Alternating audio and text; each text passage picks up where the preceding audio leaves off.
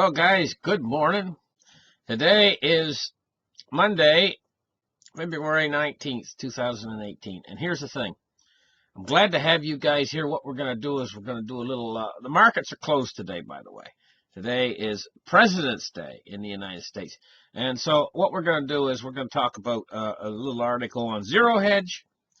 It's Charles U. Smith talking about a catastrophic drop in the financial markets. And he says that this is going to be definitely destabilizing. He's a financial writer and book author. Charles U. Smith. He's been watching extreme movements in the financial markets very carefully.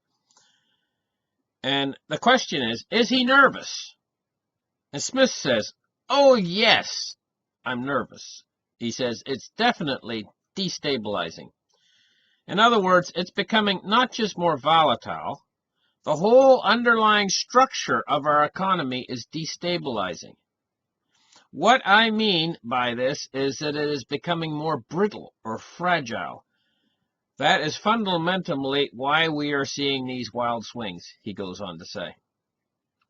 People are swinging between keeping the money machine like it is for another 9 years, and on the other side of the coin, they're saying, wait a minute, we have already had a weak expansion for 9 years. It's almost the longest expansion in U.S. history. A normal business cycle doesn't run in one direction forever. If you don't allow your economy to have a business cycle recession, then you are simply making it more fragile by encouraging really marginal and risky investments. That is where we are now, he says. One very big problem is dynamic loss in buying power of the U.S. dollar. But it is not just the dollar, according to Smith. All these currencies, there is nothing backing the currencies except the government force. That's the yen, the euro, the dollar, the Chinese yuan. They are all going to have a catastrophic drop, he says, against real assets, because they are all based on too much leverage, too much debt, too much money being pumped into the financial system that ends up in unproductive speculation, is what he says. I agree wholeheartedly. I think we're coming up to a massive hyperinflation, not just of the U.S. dollar, but when the dollar goes down, all these other currencies are actually pegged to the dollar. In 1971, Nixon cut the gold standard, and he cut the U.S. dollar free. Now picture the U.S. dollar as like a balloon, a hot air balloon, and it has a tether to the ground, right, and a heavy weight holding it down. That heavy weight is gold. Gold is heavy. It's like a sinker. It's like a lead sinker. It's really heavy. So the gold was here, a big lump of gold, and there's a string, and the U.S. dollar was like a balloon up here, right? Nixon come along, and he cut the tether, and the balloon has been floating up free in the sky ever since.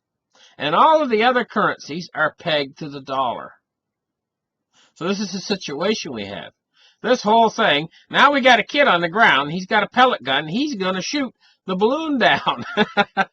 This is what's going on with the whole thing. He says there's nothing backing the currencies except government force.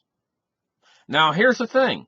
The United States government, he's absolutely correct about this, this Charles U. Smith.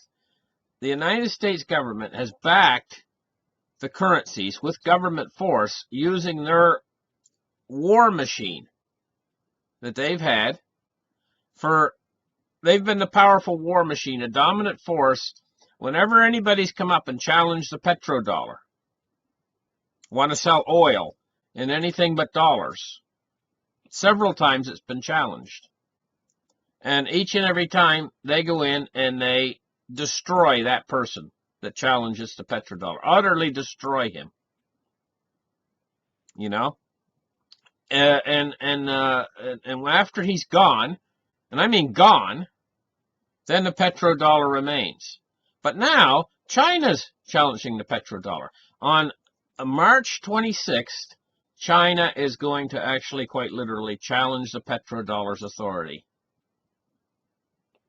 Now, all the other times, were different, because they would go in and pound the hell out of whoever challenged the petrodollar's authority, using their military force to keep the dollar in power. Now, all the other currencies are pegged to the dollar because this is basically tribute. All of these other countries pay tribute to the United States dollar because this is the emperor. This is Rome. It's like Rome. They used to pay tribute to Rome. Rome had the currency until the Roman Empire fell. Here's the thing. They have to use excessive force to maintain this currency as the world reserve currency. And if that force weakens, then they lose it. Now, here's the problem. I'm going to get right down to the problem right now, the nitty-gritty. America has used aircraft carriers to maintain the petrodollar for years now. Like when they went in Operation Desert Storm and stuff. Out in the sea, just off the shore, how they get in there and how they were able to use such massive force and power was the carriers backing them up. And simply what they do is they bring the carrier in close to the country that they want to bring to its knees. They bring them in close to the shore of the country. This is how they've done it in the past. And then what they do is they fly missions from the carrier deep into enemy territory or into that particular country, and they bomb the hell out of it. They bomb it, and they fly sorties and missions in. And when they fly in, they have to, these jets that they fly in with have a limited range. They have to get in, and then what they have to do is they have to plot how much fuel they have left, and they have to keep enough fuel to get back to the carrier again. Or they're in trouble, because the carrier is their home. The jet leaves the carrier, flies in, drops its bombs, and then has to fly back to the carrier again. Now, they do have refueling planes that can go along with these, but it's not so effective. It's better to fly their mission in, drop their bombs, come back to the carrier, and refuel on the carrier. That's the best way to do it. They can refuel, but they do have airplanes that have a long hose that drags out of the airplane. They put it on the jet, and it's a difficult operation, refueling in the air. It's a difficult operation. It's much better just to fly in, drop your bomb load, and then come back to the carrier again. But now here's the thing. This just happened recently. It's just happened in like the last few years. And it's particularly the Russians and the Chinese both. They are making these missiles, these cruise missiles, that are called carrier killers. And they can launch them off of the back of a truck. And they can hide the truck behind the building, in the woods, throw a tarpaulin over top of the truck so it can't be seen. And they haul the tarpaulin off, and the missile goes up like this, and fires. Shoo! It only takes a few seconds to haul the tarpaulin off. They can have the thing hidden behind a building. On the land. It drives on the back of a truck. The thing cruises. It's a cruise missile. It flies across the ocean, and its target is the carrier. It hits the carrier in the center of the carrier and blows the carrier to smithereens, and the carrier sinks. Now, here's the thing. This has a limited range, too. This cruise missile. Right? It can only go so far, and the farther it goes, the less accurate it is.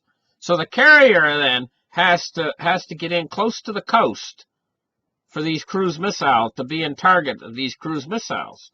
But you see, this is how they've operated over the years. They have to get the carrier in close to the coast, to the country they want to target, the country they want to destroy. They have to get the carrier in close so that they can run these missions in with the airplanes and still have enough fuel to get back to the carrier. So the carrier has to get in close to be effective. So if the carrier's way offshore, say it's 500 miles away from the country, they got to fly that 500 miles just to get to the edge of the country. They're already running out of fuel. They're not going to be able to get back to the carrier. See, it's a problem. You see the problem now? So they have to get the carrier close to the country that they're targeting if they're going to. So now what they've got is that these countries are getting these missiles being supplied from Russia and China, to protect these smaller countries, and also Russia and China is protecting themselves with these missiles, and the carriers now are becoming ineffective. So America still has all these carriers. They are the country that has the most carriers. I mean, China's only got like 1 or 2 carriers, and Russia, I think, has only got like 1. America's got dozens of these things. They've built dozens of them. This is their effective tool that they've used over the years to maintain support over the petrodollar. And now this tool has become ineffective because of these new cruise missiles. They can't get in close to the shore, or these cruise missiles will get them. And they can't afford to lose a carrier. Oh my gosh, can you imagine if they lost a carrier? Say they went in to attack one of these little countries, and then these little countries had a few carrier killer missiles, like even North Korea, I think, has them now. I think North Korea has the carrier killer missile. This creates a huge problem for the United States in maintaining control over these countries who are going to erode the petrodollar.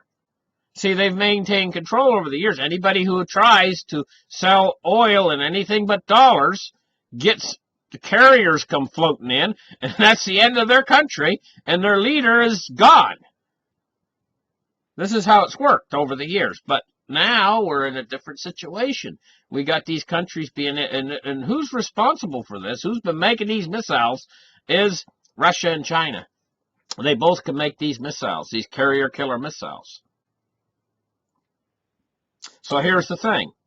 We're in a whole different scenario now than we have been. And the United States still has all their carriers ready to go, but the carriers have to stay out farther. They can't get in close anymore, too close, because it's very dangerous for them to get in too close with these new missiles. So that's the problem as it is today. And so this whole thing is coming to a situation where the Chinese now, they're really the ones that are the ringleaders behind the erosion of the petrodollar, and they're going to pull a massive plug on the petrodollar. It's like pulling the drain on the bathroom. You know, the water's going to drain out of your bathroom, out of your tub, if you pull the drain. And that's the petrodollar. And on March 26th, they're going to pull the plug.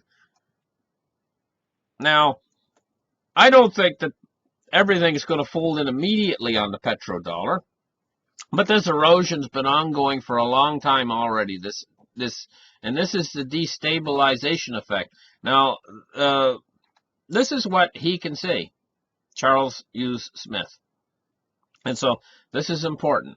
So listen, thank you guys for listening. Like and subscribe. The markets are closed today. Tomorrow they'll open back up and we'll see what's going on. And we'll have our market report up for you guys. So bye-bye for now.